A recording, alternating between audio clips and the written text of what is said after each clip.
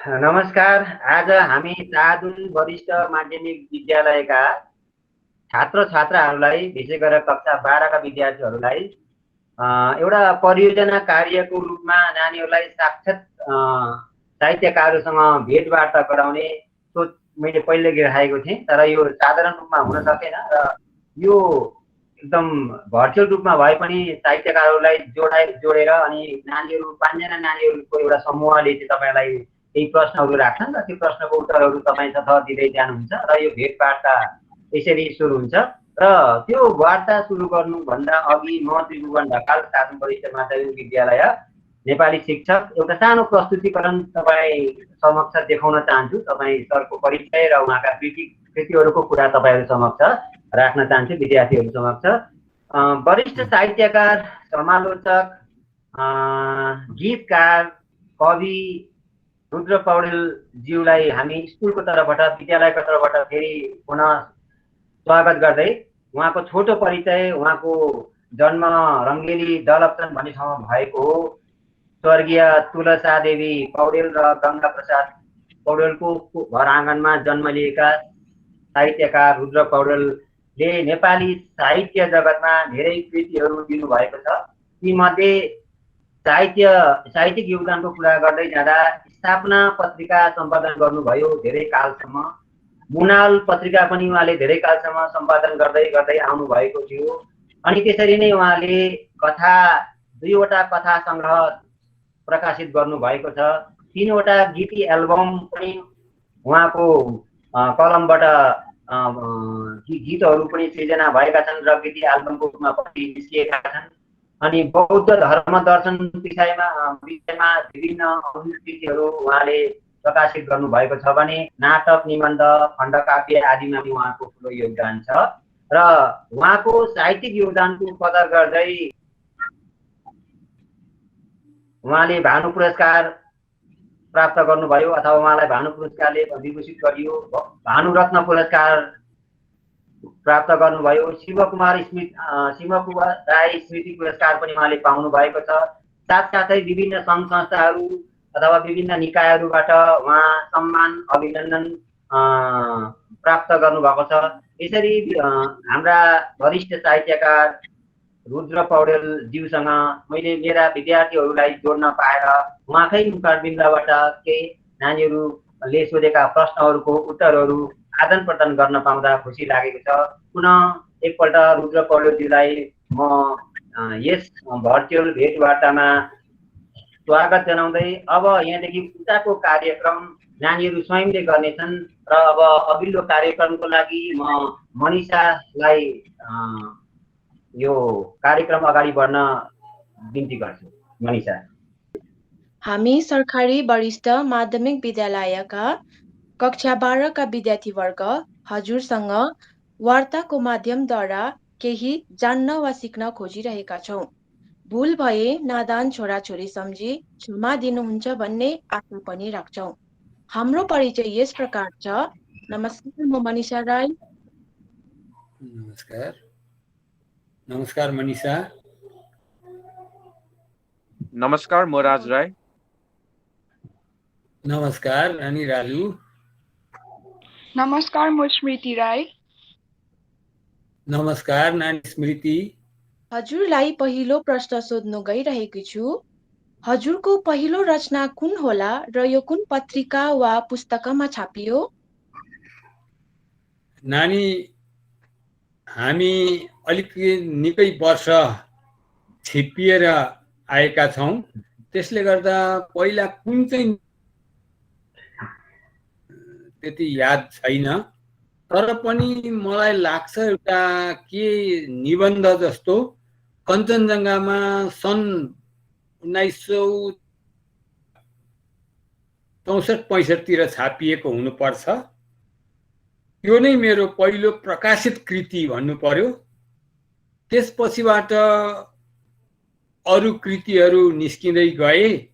विभिन्न पत्र पत्रिका, कलेज, युनिभर्सिटी, म्यागजिन्सहरू, जर्नलहरूमा छापिँदै गए र धेर जसो मेरो सन् 68 देखि 71 सम्म बनारसमा हुँदा त्यहाँ केही पत्र पत्रिकाहरू प्रकाशन गर्ने, छाप्ने र तिनीहरूमा लेख्ने गरेको थिएँ। नानी, यो कृति चाहिँ मेरो सबभन्दा पहिलो हो भनेर मैले भन्न सकिनँ।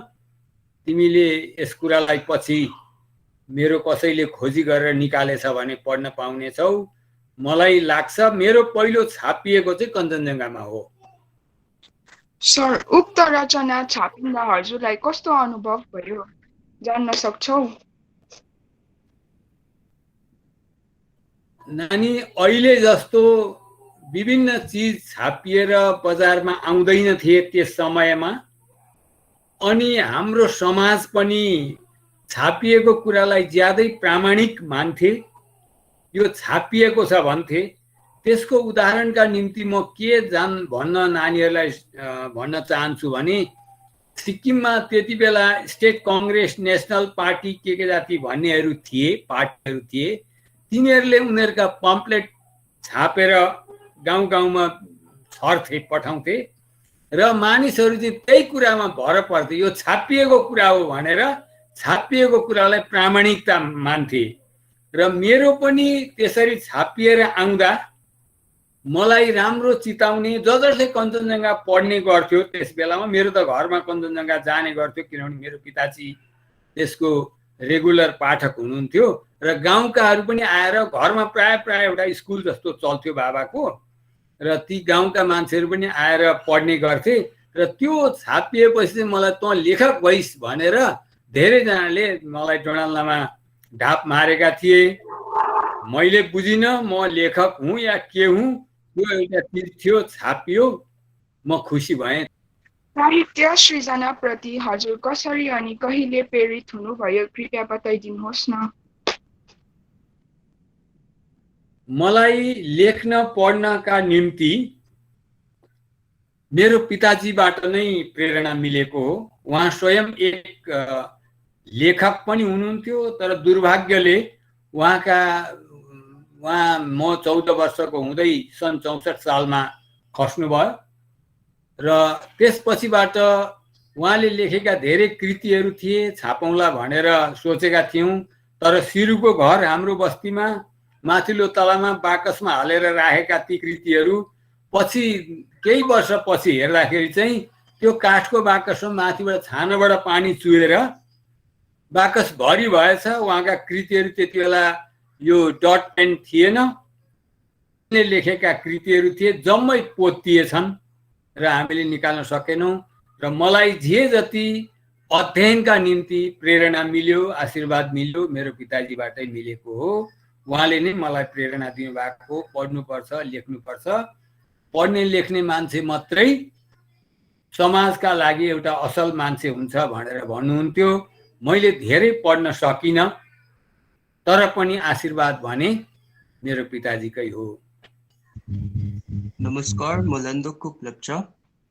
सबैले भन्छन् अहिले हामी विद्यार्थी वर्गमा कथा, कविता आदि पढ्ने गर्दैनौँ। के कारणले यस्तो कमजोरी देख्न पर्यो अनि यसलाई सुधार्नका लागि हामीले के गर्न सकिन्छन् होला?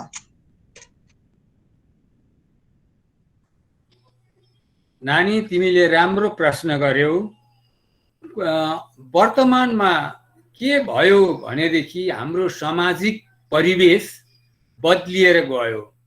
यो नानीले बदलाएको होइन, मैले बदलाएको होइन, यो विश्व नै यसरी बदलिएर गएको छ। अहिले इन्फर्मेसन टेक्नोलोजी यति विस्तारित भएको छ जसले गर्दाखेरि चाहिँ मान्छे अध्ययन गरेर, पढेर, नोट गरेर, लेखेर घरमा राख्नुपर्छ, पछिसम्म यो रहनुपर्छ भन्ने जुन चाहिँ परम्परा थियो, त्यो परम्परामा अहिले इन्फर्मेसन टेक्नोलोजीले ठुलो बाधा पुर्यायो। कसरी भनेदेखि रेकर्ड गरेर राख्ने, कुनै मोबाइलहरूमा या यो कम्प्युटरमा नोट गरी राख्ने र त्यहाँ भइहाल्छ नि, जति बेर चाहिन्छ त्यति बेर पढौँला भन्ने किसिमको भयो। जब हामी पढ्थ्यौँ, हामी पढ्ने बेलामा यी जम्मै कुराहरू थिएनन्।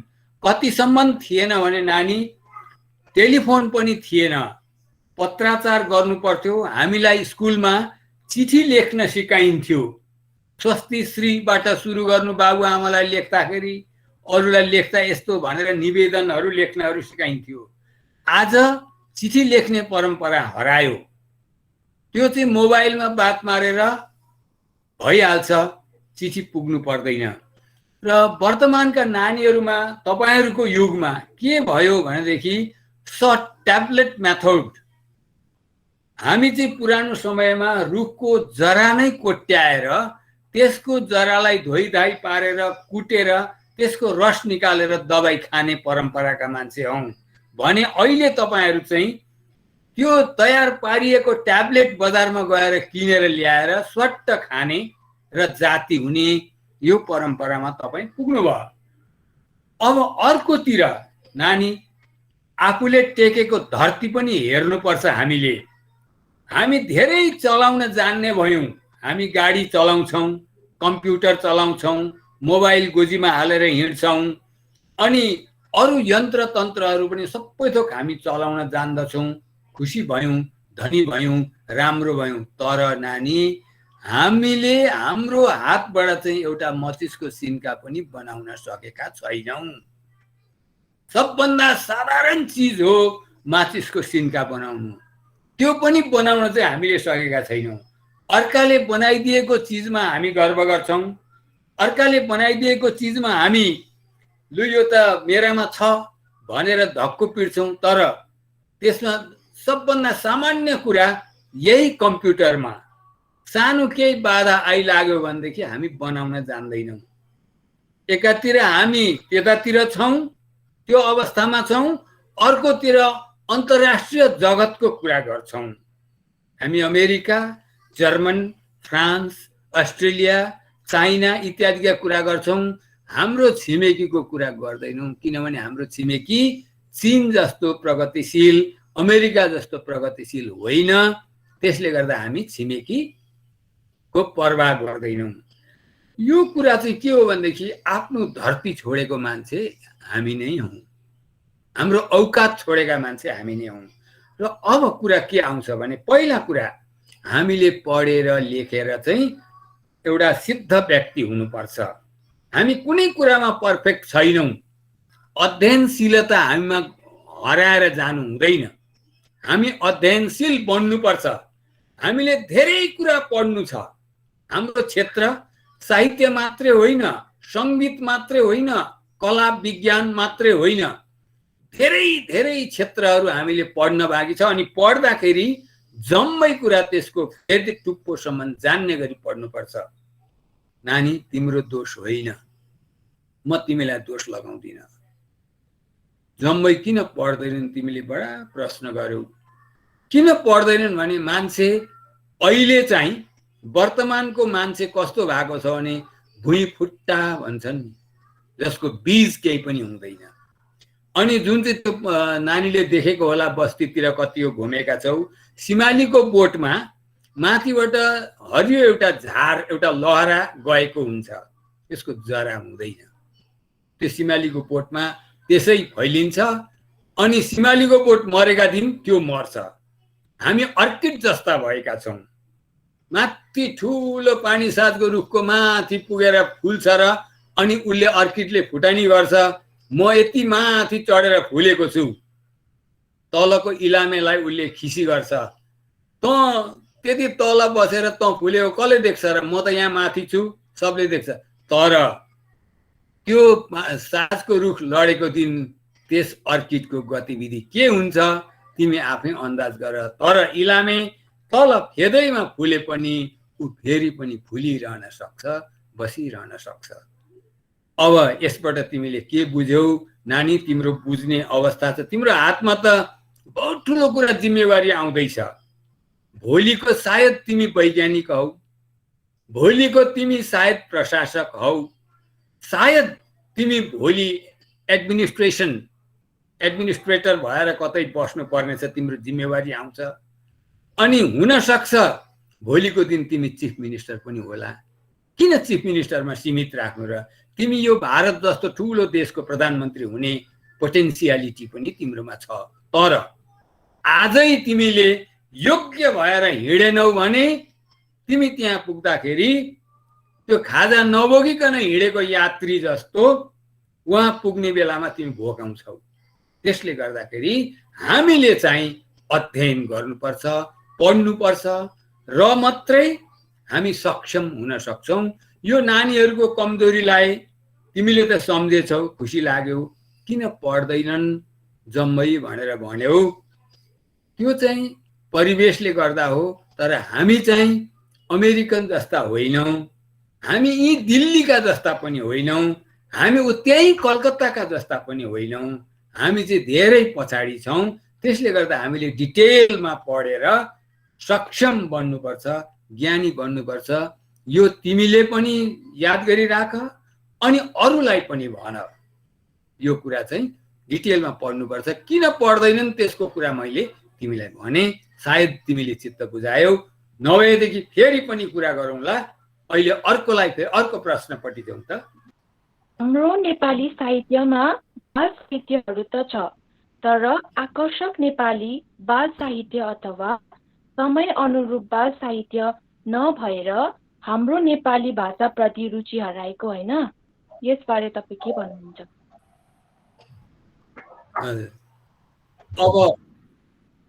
अब यस कुराकोमा चाहिँ धेरै हदसम्म नानी तिमी ठिक छौ।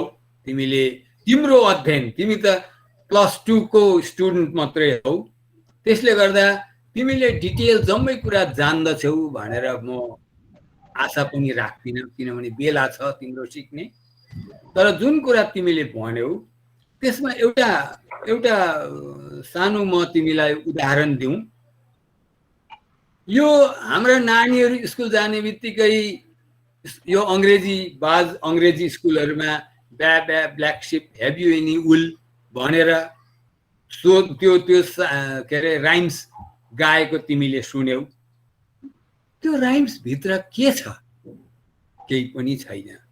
एक समयमा कर तिराउनलाई जबरजस्ती कर लगाएको बेलामा जो भेडावालहरूलाई कर तिराउन कति हुन्छ यति चाहिँ तैँले तिर्नुपर्छ भन्दाखेरि 1 फर माई मास्टर अथवा त्यो मालिकलाई तिर्ने, 1 फर माई डेम, अर्को मेरो परिवारलाई पाल्ने, 1 फर द लिटल बोय, अनि यो अरूको माग्ने भिखारीहरूलाई दिने, therefore I don't have any wool भनेर त्यसले भनेको त्यो झट्टै कुरा चाहिँ हाम्रो लागि चण्डी भएर हाम्रा नानीहरू रट्छन्। जबकि त्यस्तै अर्को नेपालीमा भएका यस्ता राइम्सहरू पनि हामीसँग छन्, जो चाहिँ नेपाली भाषामा भएका के अरे ऐरी गए, ऐरीबाट माछा मारी ल्याए, माछा मैले चिल्लाई दिएँ, चिलले मलाई प्वाख दियो। यति राम्रो छ, त्यसको हरेक लाइनको अर्थ छ। ची मुसीले खायो धान, काटौँ बिरालीका कान। यो बडा अर्थपूर्ण छ। किनभने बिरालाले किन काम गरेन र मुसालाई धान खान दियो? त्यो बिरालाको कान काट्नुपर्छ। यो बडा चित्त बुद्धो किसिमको राइम्स हामीसँग छन्। तर प्रचार गरेर हामी अनुवादमा कोसिस गर्दैछौँ नानी, हामी अनुदित हुने कोसिस गर्दैछौँ। हामी अङ्ग्रेजीमा अनुवाद हुने र आफ्नोपनामा नरहने। त्यसले गर्दाखेरि नेपालीमा छैनन् होइन नानी, छन्। तर हामीले खोजी गरेर हाम्रो सिलेबसमा हाल्नेहरूले सिलेबसमा हालेका छैनन्, पाठ्य पुस्तकमा तिनीहरू हालेका छैनन्। जसले गर्दा नानी तिमी ठगियौ। तिमी ठगिनुको पछाडि तिम्रो भुल होइन। तिम्रोमा क्युरियोसिटी रहेछ, तिम्रोमा जिज्ञासा रहेछ, तिमी किन यो हुँदैन भनेर सोच्दैछौ। यसको पछाडि हाम्रा पाठ्य पुस्तक बनाउने, पाठ्य पुस्तक तयार गर्ने यी व्यक्तिहरूको कमी छ। अनि अर्को कुरा, पाठ्य पुस्तकमा तिनीहरू लगाए भनेदेखि सायद त्यो रेकग्नाइज गर्ने, मान्यता दिने संस्थाले ती चिजलाई मान्यता नदिएको कारणले होला उनीहरूले पनि हालेनन्। र समूल परिवर्तन गर्नुपर्छ भने आफ्नोपनामा गर्व गर्नुपर्छ नानी। र हामीले आफ्नोपना जबसम्म सिक्न सक्दैनौँ, हाम्रा आउँदो पिँढीलाई केही गर्न सक्दैनौँ। हामीले कक्षा 12 मा हजुरको कुकुरीका कथा पढ्नुपर्छ। लेखककै मुखबाट यसको सार तत्व सुन्न पाउँदा हामी खुसी हुन्थ्यौ। ए नानी, म बेला बेलामा त्यस्ता के कुराहरू लेख्ने गर्छु। मेरा 5-7 वटा पुस्तकहरू प्रकाशित भएका छन्। तिनीहरू मध्ये एउटा कथा सङ्ग्रहमा कुखुरी कहाँ पनि थियो र त्यो कुखुरी कहाँ कसले छानेर पाठ्य पुस्तकभित्र हाल्यो अनि कुन क्लासमा पुग्यो त्यो मैले भर्खर मात्रै चाल पाएँ। क्लास 12 मा रहेछ। त्यो एउटा सामान्य लोकमा चलेको एउटा राइम्स हो। त्यो चाहिँ कस्तो हो भनेदेखि कुखुरी कहाँ बासी भात खा खोइ हामी नानी हुँदाखेरि यो कुरा मलाई आमाले सिकाएको हो। बासी भात खा खोइ मेरो बासी भात बिरालाले खायो, खोइ बिरालो मुसा मार्न गयो, खोइ मुसो दुलाभित्र पस्यो, खोइ दुलो गाईले कुल्च्यो, खोइ गाई चरनमा गयो, खोइ चरन खोलाले बगायो, खोइ खोलो सुक्यो। यस्तो किसिमको त्यो राइम्स थियो। त्यसमा नानीले याद गर्यो होला, प्रत्येक प्रश्नको पछाडिपट्टि एउटा समस्या छ। जस्तो कुखुरी कहाँ भनेपछि उज्यालो भयो। अब नानी के गर्छ त? रातभरि उसलाई भोक लागेको होला, त्यसले गर्दा बिहान उठेर बासी भात खान्छु भन्छ। बासी भात खा भन्यो। अब घरमा बासी भातै छैन, सकियो। आमालाई बडा अप्ठ्यारो भयो। त्यसले गर्दाखेरि आमाले ए नानी तेरो त बिरालोले खाइदिएछ भनेपछि त्यो नानीको मस्तिष्क घुम्यो। अब यो बिरालो चाहिँ कहाँ रहेछ, यसलाई म पिट्नु पर्यो, मेरो किन खाइदियो भनेर उसले बिरालो खोज्यो।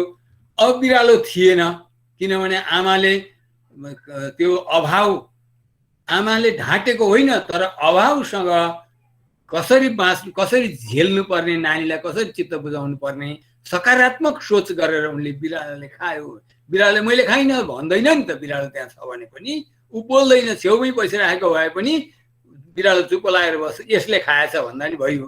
तर उसले बिरालो नदेख्दाखेरि चाहिँ सोध्यो, बिरालो खोइ भन्दा मुसा मार्न गयो। अब त्यो एउटा त्यो समस्या अलिक परतिर सारियो। अनि खोइ मुसो चाहिँ कहाँ छ, त्यसलाई म ठिक पार्नु पर्यो भनेर फेरि नानी चम्किन्छ, दुलाभित्र पस्यो। अच्छा दुलाभित्र, त्यो दुलो चाहिँ कहाँ छ, म दुलो बुच्याउँछु भनेर नानीले फेरि खोज्यो। त्यो त गाईले कुल्च्यो, गाईले कुल्चेर त्यो दुलो त छैन अहिले। अरे त्यो दुलो बुच्याउने गाई कहाँ गएछ? गाई म खोज्नु पर्यो, खोइ गाई? ए नानी त्यो त चरनमा गयो। चरन कता गयो? अरे त्यो चरनमा गएको चरन कहाँ छ भनेर फेरि नानीको जिज्ञासा बढ्यो।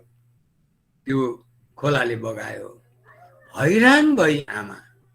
प्रत्येक उत्तरमाथि नानीको उत्तिकै प्रश्न छ र अन्त्यमा गएर आमा हार भइन् त्यो नानीको प्रश्नदेखि र उनी खोइ खोलो भन्ने बित्तिकै सुक्यो। अब सुकेको चिजको त केही पनि गर्न सकिँदैन। यो चाहिँ कुरा वर्तमान व्यवस्था हो नानी, तिमी यसभित्र खोजी गरेर हेर। वर्तमान व्यवस्था हो, यो विश्वको व्यवस्था हो। र आमा हैरान बनेर के भन्छन् भनेदेखि अब प्रत्येक प्रश्नको उत्तर दिन सक्दिनँ म, त्यसैले गर्दाखेरि उनी अब अन्त्यमा गएर खोलो सुक्यो, सुक्योको त उत्तर हुँदैन, सुक्यो सुकिगयो, त्यो कहाँ पुग्यो थाहा हुँदैन। र यो हो त्यसको मूल जरो चाहिँ। तर त्यस कथालाई मैले अर्कै तरिकाले नानीहरूको मानसिकतालाई ध्यानमा राखेर, नानीहरूको मात्रै होइन हाम्रा समस्त मानिसहरूको, हाम्रा समस्त पाठकहरूको मानसिकतालाई ध्यानमा राखेर त्यसको अलिकति ट्विस्ट गरेर, किनभने कथाको निर्माण गर्दा एउटा राइम्सलाई कथाको रूप दिँदाखेरि त्यसभित्र धेरै कुरा हाल्न पनि सकिन्छ अनि धेरै कुरा नहालिकन नभनिकन भन्नुपर्ने पनि हुन्छ। तिमीलाई थाहा छ होला नि, मान्छे तेरो अनुहार हेर्दै मैले चाल पाएँ भनेर गाउँ बस्तीमा बुढाबुढी हाम्रा आमा बाबुले पनि भन्छन् नि। हो त्यस्तै त्यो कथा पढिसकेपछि अनुहार हेरेर चाल पाउनुपर्छ यो भित्र के छ। र त्यसमा नानीहरूका शिक्षकहरू, हाम्रा गुरुवरहरू बडा ज्ञानी हुन्छन्, उनीहरूले त्यसभित्रबाट चाहिने चिजहरू चाहिँ झिकेर नानीहरूलाई यो भन्न खोजेको यो है भनेर बताइदिन्छन्। सबै कुरा लेखकले भन्नु हुँदैन नानी। नमस्कार, म सम्झना सुब्बा। भनिन्छ अहिले शुद्ध नेपाली भाषाको प्रयोगमा कमी आएको छ। साना ठुला सबैमा लिङ्ग, वचन, क्रिया आदिको शुद्ध प्रयोगमा पनि कमी देखिन्छ। जस्तै बाबु आयो, आमा पनि आयो, दिदी आयो, मामाहरू पनि आयो। कहाँ अनि के को कमी भएर यसरी भाषा अशुद्धिकरणतिर जाँदैछ होला? अब के गर्ने? नानी, तिमीले ठिकै प्रश्न गर्यौ, राम्रो कुरा गर्यौ। भाषा भनेको चाहिँ दुई किसिमको हुन्छ नानी। एउटालाई भनिन्छ बोली। बोलीलाई तिमीलाई अङ्ग्रेजीमै बुझाउनु पर्यो भने डाइलेक्ट भन्छन्। बोली बोलीको काम के हो भनेदेखि मनमा लागेको भाव अथवा केही सन्देश छ त्यो अर्कासम्म पुर्याउनु, श्रोतासम्म पुर्याउने काम बोलीको हो। बोली कस्तो हुन्छ भने सीमित परिवेशमा त्यो हुर्किन्छ। जस्तो हामी सानो नेपाली भाषाकै तिमीलाई म उदाहरण दिन्छु। हामी यहाँनेरि बसमा चढेर कतै गयौँ भनेदेखि ओर्लन्छौँ। त्यस्तै बसमा आसाममा हाम्रा दाजुभाइहरू दिदीबहिनीहरू चढ्छन् र अर्का ठाउँमा गएर उनीहरू ओर्लिँदैनन्, उनीहरू नाम छन्। उहाँ उनीहरू ओर्लिनुलाई हामीले ओर्लिनु भन्ने शब्दलाई उहाँ नाम्नु भन्छन्। अनि अर्को कुरा, हामी हिँड्दाखेरि बर्खामा हिँड्दाखेरि हामीलाई हिलो लाग्छ नानी, हिलो लाग्छ। त्यसले गर्दाखेरि जोगिएर हिँड्नु हिलो लाग्छ भनेर सम्झाउँछन् हाम्रा बाबाआमाले। तर आसामको एउटा प्रान्त छ त्यहाँ बोका लाग्छ भन्छन्। हामीले बोका लाग्नु भनेको कुरा चाहिँ अर्कै बुझ्छौँ, उनीहरू बोकै बोका भनेर भनेको चाहिँ हिलै हिलो भन्ने बुझ्छन्। उनीहरूको चाहिँ भाषामा हिलोलाई बोका भन्छन्। यो चाहिँ के हो भनेदेखि उहाँकाले बुझिहाल्यो, बोकै बोका छ नहिँड त्यताबाट भनेर भनेदेखि त्यो मान्छेले बुझिहाल्छ यहाँ हिलो रहेछ जानु हुँदैन भनेर। अनि बसमा लु नाम्ने बेला अब नामो नामो नामो भनेर भन्यो भनेदेखि उनीहरू चाहिँ झर्छन्, तर हामी चाहिँ के भनेको नामेको भनेर पर्खिरहन्छौँ। यो चाहिँ के हो भनेदेखि स्थानीय त्यो जहाँ जस्तो चलेको छ त्यस्तो, यसलाई चाहिँ भन्छन् बोली। अब रह्यो नानीले भन्यौ आमा आयो, बहिनी आयो, कुकुर आयो भने पनि यो लिङ्गको त छुट्टिएन भनेर। तर त्यहाँनिर चाहिँ के चाहिँ काम चल्यो त भन्दाखेरि आमा भन्ने व्यक्ति आएको भन्ने बुझ्नु थियो, उसले बुझिदिइहाल्यो, भइगयो।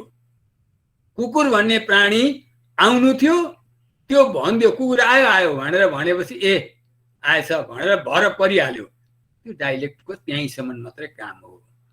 अब भाषा त्यसलाई भनिन्छ जुन चाहिँ को व्याकरण हुन्छ, जुन चाहिँ का नियमहरू हुन्छन्, त्यसलाई चाहिँ भाषा भनिन्छ। हामी नेपाली भाषामा बोल्दैनौँ, नेपाली बोलीमा बोल्छौँ। त्यसले गर्दाखेरि आदिम समयमा नेपाली बोली जसरी निस्केको थियो त्यसरी नै भयो। एउटा यो भाषाको पनि अध्ययन गर्ने, पछि गएर तिमीहरूले त्यो कुरा पढ्दै जान्छौ, तिमीहरू उच्च शिक्षा पाउँछौ र त्यो उच्च शिक्षामा तिमीहरूले अर्को एउटा सिद्धान्त पाउँछौ, त्यसको नाम हो भाषा विज्ञान। भाषा विज्ञानले चाहिँ के भन्छ भने जति विकसित भएर गयो भाषा त्यति खुसी मान्छन्। तर व्याकरणले के गर्छ त भनेदेखि भाषालाई टाइट गरेर राख्छ, बलियो बनाएर राख्छ, त्यसलाई यताउता हुन दिँदैन। अहिले जुन चाहिँ किन व्याकरणको आवश्यकता छ, नेपाली शुद्ध किन लेख्नुपर्छ, अब यहाँनिर कुरा आयो लेख्ने कुरामा। बोल्न त बुझिहाल्यौ, तिमीसँग गएकी साथी मिना स्कुल आई कि आइन भनेर शिक्षकले सोध्नु भयो भने त्यो आएन, उसको भुँडी दुख्यो रे भनेर भनिदेऊ। सरले बुझिहाल्नुभयो त्यो मिनाको भुँडी दुखेछ र ऊ आउन सकिनछ भनेर। डाइलेक्टको काम भयो, तिमीले 100% तिम्रो सन्देश दियौ। तर तिमीले लेखेको कुरा बर्मामा बसेको नेपाली मान्छेले पढ्नु पर्यो भने त्यो मान्छेले मिनाको भुँडी दुख्यो रे त्यो आएन भनेर लेख्यो भने उहाँहरूले बुझ्दैन मिना भन्ने चाहिँ लोग्ने मान्छे हो कि केटी हो कि, यो के बुझिन मैले भने त्यसलाई अभर पर्ने हुन्छ। त्यसले उसले डिक्सनरी पल्टाउँछ, उसले कोष पल्टाउँछ, उसले जुन चाहिँ व्याकरण पल्टाउँछ र अनि हेर्छ, त्यति बेर बुझ्दैन। र यस्तो हुनबाट बचाउनलाई चाहिँ के चाहियो भनेदेखि व्याकरण चाहिँ सर्वव्यापी हुनुपर्छ। अब तिमीले लेखेको कुरा चाहिँ सही व्याकरणको नियम अनुसार लेख्यौ भनेदेखि त्यो अर्को ठाउँमा गएर अर्का ठाउँमा पढ्ने मान्छेले बुझ्छ र त्यो चिरञ्जीवी भएर रहन्छ। र त्यसले गर्दाखेरि हामी दुईटा कुरा याद राख्नुपर्छ नानी, बोली हो कि भाषा हो। बोलीमा हो भनेदेखि हामी केही भन्न सक्दैनौँ। जब भाषाको कुरा आउँछ, भाषामा चाहिँ व्याकरणको नियम लागू भएकै हुनुपर्छ। यो दुईटा कुरा नानीले सधैँ याद राख, तिमी कहिले पनि असफल हुन्नौ। बुझ्यौ? बुझ्यौ नानी? हुन्छ सर। हजुर बुझे। हजुरले नेपाली साहित्य सृजनामा ठूलो भूमिका निभाउनु भएको कुरा शिक्षक शिक्षिकाबाट सुनेका छौँ। हजुरले अनेकौं कृतिहरू, कथा सङ्ग्रहहरू लगायत गीती एल्बमहरूको योगदान दिनुभएर साहित्य ढिकुटी धनी पार्नु भएको छ। हजुर कहाँबाट प्रेरित हुनु भएर गीतहरूको रचना गर्नुभयो? नानी, हामी गाउँले मान्छे, गाउँमा बस्थ्यौँ सानामा, अनि स्कुलमा बेला बेला केही प्रोग्राम कार्यक्रमहरू हुने गर्थे। हप्तामा एकचोटि सङ्गीत, चित्रकारिता र अभिनय इत्यादि बारेमा कुराकानी हुने गर्थे। हामीलाई शिक्षकहरूले गर्न लगाउँथे र त्यति बेला हामी अलिअलि गीत पनि अर्काका गीतहरू गाउँथ्यौँ, नाच्थ्यौँ, अभिनय गर्थ्यौँ र त्यस समयको खाँचो काट्थ्यौँ। हाम्रो समाज नानीहरूले देख्न पाएनौ।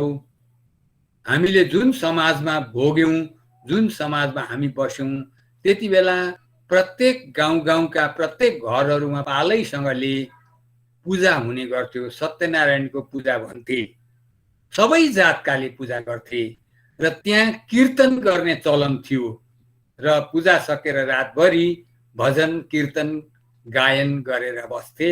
हार्मोनियम र तबलाहरू त्यति बेलाका, मादल त्यति बेलाका बाजाहरू थिए र त्यसरी गाउँदा मेरो पनि स्वर त्यति बेला राम्रो छ, तेरो स्वर गा भनेर लगाउँथे र म गाउँथेँ पनि। र पछिबाट म पढ्दै जाँदाखेरि बनारसमा पुगेँ। त्यहाँ बनारसमा चाहिँ सङ्गीतको ठुलो क्षेत्र छ। त्यो ठुलो क्षेत्रमा धेरै विद्वान सङ्गीतकार गीतकारहरूलाई भेटेँ। त्यसपछिबाट मैले मेरो त तालिम नभएको स्वरले त्यति राम्रो नहुँदो रहेछ भन्ने लाग्यो। पछिबाट म त्रिभुवन विश्वविद्यालयमा पुगेँ।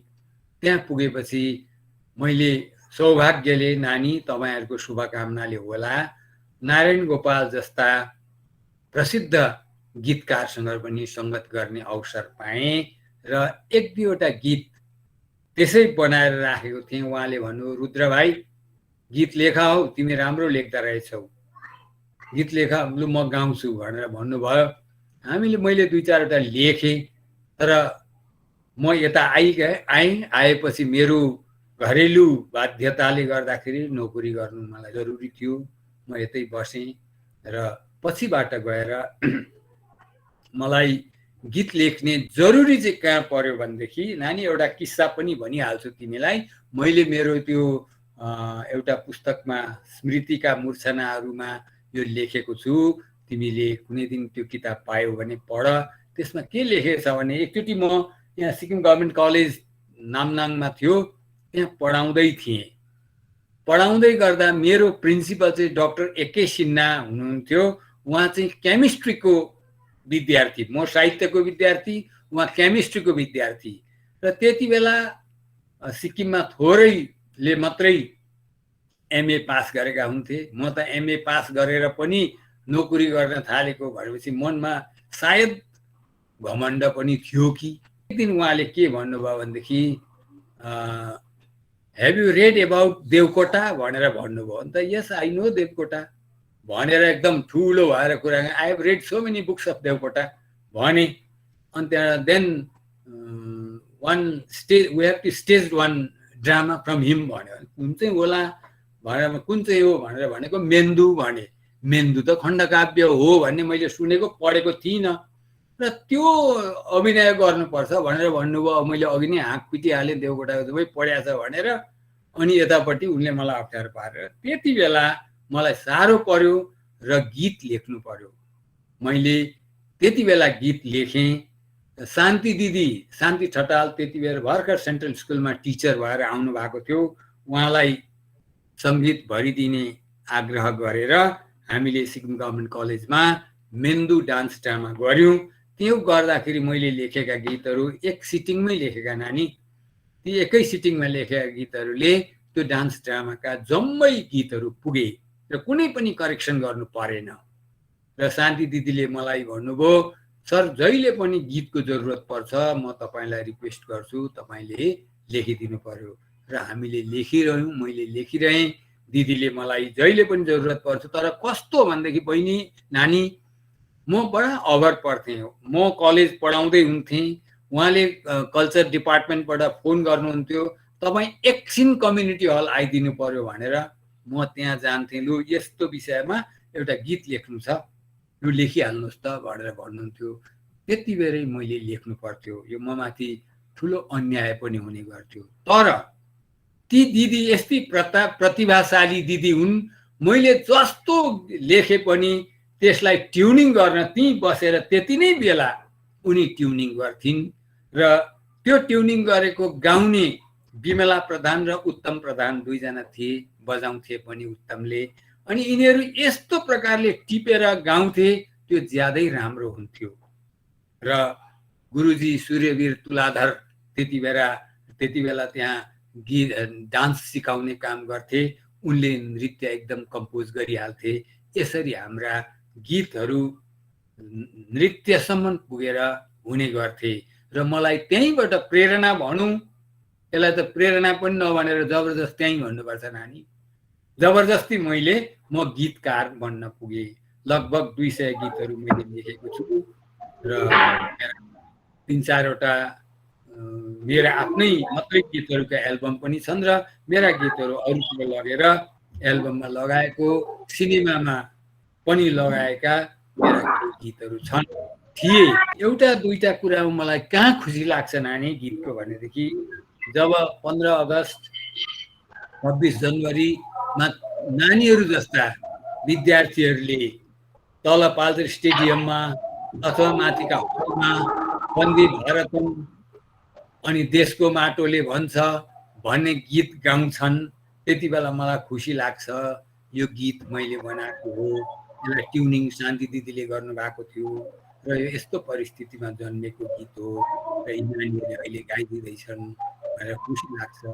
सत्यनारायण पूजाबाट म प्रेरित भएको र मेरो सङ्गीतको गुरुवर भनौँ नारायण गोपालजीसँगको सङ्गत, उहाँको कार्यालयमा बेला बेला हामीले गरेका गफसफ र हामीले हाम्रा कार्यक्रम, म पनि पहिला जमानामा त्यो बेलामा अलिकति झिल्के नै थिएँ नानी। र त्रिभुवन विश्वविद्यालयमा पढ्दाखेरि म त्यहाँ साहित्य सङ्गीत क्षेत्रको विद्यार्थी वर्गको सचिव थिएँ र बेला बेला उहाँसँग हामी कार्यक्रम गर्ने गर्थ्यौँ। यी प्रेरणाहरू लिएर मैले गीतहरू पनि केही लेखेँ, केही गीतहरू अहिले पनि छन्, केही गाइँदै पनि छन्। यसरी नै मैले प्रेरणा पाएको हो नानी। हजुर सर नमस्कार। के छ लु सोधौँ त नानी। नमस्कार। हजुर सर अहिले हाम्रो साहित्य प्रति हैन सर अन्त साहित्य पढ्ने रुचि राख्ने मान्छेहरूलाई चाहिँ नि सर यो टेक्नोलोजीले के बाधा ल्याइरहेको छ छैन सर यस बारेमा के भन्न चाहनुहुन्छ तपाईँ? टेक्नोलोजीले अर्थक बाधा केही पनि गरेको छैन। यसले चाहिँ के गरेको छ भनेदेखि नितान्त छोटो सबै कुरालाई छोट्याएर छोटो बनाउने काम गरेको छ, जसले गर्दाखेरि चाहिँ टेक्नोलोजीमा मान्छे भुलिन्छ। जस्तो सबै इन्फर्मेसन त्यहाँ आइरहेको छ, हातमा मोबाइलमा आइरहन्छ। त्यसले गर्दाखेरि चाहिँ लामो पढ्ने मेहनत गर्ने पट्टि चाहिँ ध्यान दिँदैन मान्छेले, त्यहाँ भुलिरहन्छ। यो नै यस टेक्नोलोजीको बाधा जस्तो मलाई लाग्छ। सर अघि सर तपाईँले भन्नुभएको थियो नि सर जुन चाहिँ लन्डनको मान्छेको अगाडि चाहिँ सर यताको नेपालीको अङ्ग्रेजी सर 25% पनि अब राम्रो प्रोनाउन्सिएसन हुँदैन भन्नुभएको थियो नि सर। त्यसमा चाहिँ अब हाम्रो यसो विचारमा चाहिँ सर इङ्ग्लिस पनि राम्रो भएन, हाम्रो नेपाली पनि राम्रो भएको छैन हो सर। त्यसलाई सुधार्न चाहिँ के गर्न सकिन्छ होला हामीले? अब त्यसलाई सुधार्नका लागि चाहिँ नानी पहिला कुरा त आफूले जुन भाषा बोलिन्छ, भाषा भने मैले बोली होइन, जुन भाषा बोलिन्छ त्यो भाषालाई शुद्ध प्रकारले जान्नु पर्यो, त्यो त्यसरी पालन गर्नुपर्छ एउटा। अनि अर्को कुरा जति सक्दो अहिलेको विश्वको माग अनुसार जति सक्दो धेरैभन्दा धेरै भाषाहरूको व्याकरण समेत र त्यसको प्रोनाउन्सिएसन समेत जानकारी राख्नु चाहिँ आवश्यक पर्छ। धन्यवाद सर। सर केही गीती एल्बम मध्ये एउटा गीतको रूपमा या कविताको रूपमा वाचन गरिदिनुहोस् न। यो एउटा गीत सुनाइदिन्छु ल। बाटोभरि हिँडिरहेछ एउटा कालो रात, बाटोभरि हिँडिरहेछ एउटा कालो रात, धरती सारा रोइरहेछ सुस्केरा साथ, धरती सारा रोइरहेछ सुस्केरा साथ। चिन्नु र जान्नु कोही छैन निस्तब्धताको रात, बोली कसैको बुझ्न सकिन्न चित्कार एवं तमास, चित्कारको तमास। टाढा कतै दीप जलाई जुनकिरी उडिरहेछ, टाढा कतै दीप जलाई जुनकिरी उडिरहेछ, सारा विश्व निलिसकेको रात लम्किरहेछ, सन्तासको गीत सुनाई रात बढिरहेछ, मृत्यु शिखाको राग अलापी जग नै सुतिरहेछ, जग नै सुतिरहेछ। यो मेरो त्यस बेलाको एउटा के भनौँ मानसिक व्यथा थियो, त्यो व्यथालाई मैले यसरी लेखेको छ। अन्तमा हामीले नसोधिएको तर हजुरले भन्न खोजेको कुनै कुरा भए भनिदिनु हवस् न।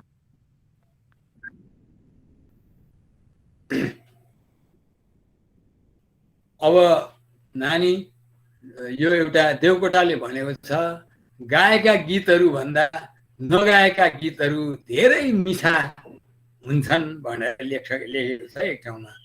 त्यसको अर्थ चाहिँ के हो भनेदेखि भनिएको कुरा त भनेर सकिहालिन्छ, नभनिएका कुराहरू धेरै हुन्छन्।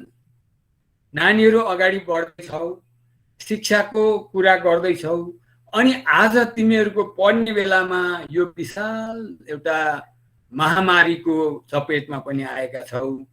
यस्तो सन्तासपूर्ण जीवनमा तिमीहरू पढ्यौ। हामी त जसो तसो गर्यौं र अब डाँडामा पुग्यौं। यो डाँडाबाट हामी त उकालो लाग्नु छैन, ओह्रालै लाग्नु छ। ओह्रालो त लडेर पनि झर्छ मान्छे, तर उकालो चढ्न गाह्रो हुन्छ। त्यस उकालो चढ्नका लागि नानीहरूलाई के म भन्न चाहन्छु भनेदेखि तपाईहरू पहिलो कुरा चाहिँ अध्ययनलाई कहिले पनि नरोक्नुहोस्। हाम्रो यो शिक्षा प्रणाली चाहिँ भारतवर्षमा यो विशाल भारतमा not in within this modern India, modern India त हिजोको कुरा हो। भारतवर्ष भनेको चाहिँ एसिया महादेश हो र यो एसिया महादेशमा शिक्षाको पहिला सुरुवात गर्दा the first class in the school, त्यति बेर गुरुकुल भन्थे, त्यति बेर चाहिँ के भनेको थियो, के सिकाउँथे उनीहरूले भनेदेखि बेसिक कुरा उनीहरूले साँचो बोल, अनि धर्म नछोड। धर्म भनेको चाहिँ फेरि अहिले जुन चाहिँ हामी रियलाइजेसनको कुरा लिएर रिलिजियन सम्प्रदायलाई धर्म भन्दैछौँ, द्याट इज नट धर्म, त्यो धर्म होइन। धर्म चाहिँ के हो भनेदेखि पानीको धर्म भिजाउने हो। जतिसुकै उमाल तिमीले पानी, त्यसमा एउटा यसो रुमाल रुमाल चोब, त्यो भिज्छ है। आगोको धर्म तातो हुनु हो, पोल्नु हो। त्यो आगोलाई तिमीले हिमालको चुचुरामा लगेर समात, तिम्रो हात पोल्छ है। त्यहाँ चिसो छ भन्दैमा त्यसले छोड्दैन, पोल्छ। र पानीको अर्थ ओह्रालो बग्नु हो। तिमी जतिसुकै घैँटामा हालेर माथि डाँडामा लगेर राख, त्यो पानी उँधो पोखिने, त्यहाँबाट उम्किने बित्तिकै चाहिँ ओह्रालो कुदिहाल्छ। यो चाहिँ धर्म हो। र मान्छेले आफूले गर्नुपर्ने कर्तव्य नै मान्छेको धर्म हो। रिलिजियन इज नट धर्म, यो कुरा तिमीले याद राख एउटा। अनि अर्को कुरा, परम्परालाई, आफ्नो पुर्खाले चलाएर ल्याएको परम्परालाई तिमीले हेला नगर। उनीहरूले बहुत दुःख गरेर, चिन्तन गरेर, सोचेर यो चिज गर्नुपर्ने, यो चिज गर्नु नपर्ने भनेर छानबिन गरेका हुन्। त्यसले गर्दाखेरि blindly I have passed class 10. Now I am more qualified than my father, who was illiterate. So whatever he did is wrong. What I am doing is right. भन्ने कुरा चाहिँ तिमीले नगर। उनीहरू नपढेर पनि विद्वान थिए, यत्रो चलाएर ल्याए, हामीलाई यतिको बनाउने हुने बनाए भने उनीहरू कति ठुला कारिगर हुन्। र उनीहरूको कारिगरितालाई, त्यो कारिगरीलाई तिमीले तिरस्कार नगर। एउटा त्यो। अनि अर्को कुरा, केही गलत छ भनेदेखि प्रत्येक भात खाने थाल सफा गरिन्छ। केले भने मस्को लगाएर त्यसलाई सफा गरिन्छ र फेरि खाइन्छ। त्यो थाल फ्याँकिँदैन। मैला हुन्छ, मैला भयो भनेर फ्याँकिँदैन, त्यसलाई सफा गरेर ल्याइन्छ। परम्परामा आएको चिज पनि कतै कहीँ गल्ती छ भने त्यसलाई सफा गर्नुपर्छ, तर फ्याँक्नु चाहिँ हुँदैन। यो कुरा तिमीले याद राख। अनि अर्को कुरा चाहिँ हाम्रो संस्कृतिमा तीनवटा कुरा सिकाएको छ। तीनवटा कुरा के हो भनेदेखि आफूभन्दा ठुलालाई सम्मान गर है, इज्जत गर। अनि आफूभन्दा सानालाई माया गर, तिनीहरूलाई थिचोमिचो नगर। अनि आफ्नो समानकोसँग चाहिँ प्रेम गर र व्यवहार चलाऊ। यो हाम्रा प्राचीन मनुहरूदेखि चलेर आएको कुरा हो। This must continue till your death. यो एउटा तिमीले याद राख्नु कुरा हो। हजुरले बहुमूल्य समय दिनु भएर हामी यस भर्चुअल भेटवार्तामा हजुरसँग चिनापर्ची गरेर केही सिक्ने मौका दिनु भएकोमा तादुङ विद्यालयकी प्राचार्य महोदय लगायत सम्पूर्ण विद्यालय परिवारतर्फबाट हजुरलाई कोटी कोटी धन्यवाद चढाउन चाहन्छु। धन्यवाद सर। धन्यवाद नानी। मैले धेरै कुरा केही सिकाइन। मेरो भाग्यको कुरा हो नानीहरूसँग म बस्न पाएँ। म फेरि आज मैले 70 नागेको मान्छे फेरि फर्केर नानीहरू जस्तै 18-20 वर्षे हुन पाएँ। यो मेरो लागि ठुलो उपलब्धि हो। I always appreciate to be with you.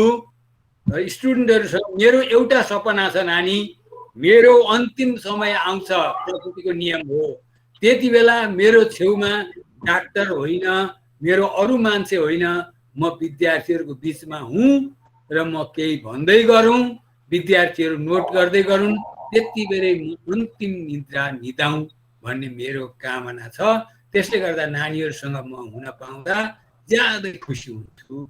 र धन्यवाद नानी, अवसर देऊ।